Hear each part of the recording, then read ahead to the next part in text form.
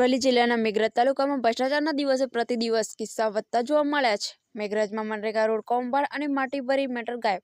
નાની ભુવાલ ગામે 8,53,000 લાખનો રોડ 1 લાખની માટી ભ્રષ્ટાચાર આરોપ।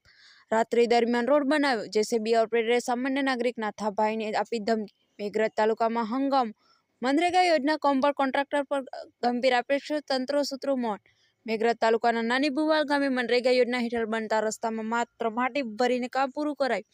મેટલનો ઉપયોગ શૂન્ય। અરવલ્લી જિલ્લાના મેઘરજ તાલુકામાં મનરેગા યોજના અંતર્ગત 8,53,000 એસ્ટિમેટ સાથે રોડનું કામ શરૂ થયું હતું।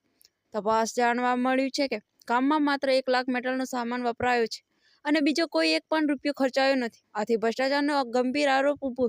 ગ્રામજનો આમ આદમી પાર્ટીને જાણ કરી। આમ આદમી પાર્ટી કાર્યકર જયદીપસિંહ ચૌહાણ અને તેમની ટીમ નાની ભુવાલ ગામે પહોંચ્યા અને ગ્રામજનોને સમર્થન આપ્યું। આમ આદમી પાર્ટી અને ગ્રામજનો આગેવાનોની માંગ છે કે જવાબદાર તંત્ર તટસ્થ તપાસ કરી યોગ્ય કાર્યવાહી કરવી। રિપોર્ટર ડાયાભાઈ ડામોર। કોન્ટ્રાક્ટર કોણ? कोई कॉन्ट्रैक्टर नहीं, नरेगा वाला करावे नौकरी या करे ने या करावे पण मनी के एजेंसी में आई है, एजेंसी कर रहे हैं दे या क्या दादा मुकेश भाई के बीजेपी वाले फिर पाछो नटो एम के जो है एक गाड़ी में कपची मंगाई लो नहीं कपची नाखी ने मटेरियल चालू कर विजय भाई जाती करावे पण मुकेश भाई नाणे मोकल जाता। हां हां અને મને એમ કે એજન્સી વાળા કરાવે।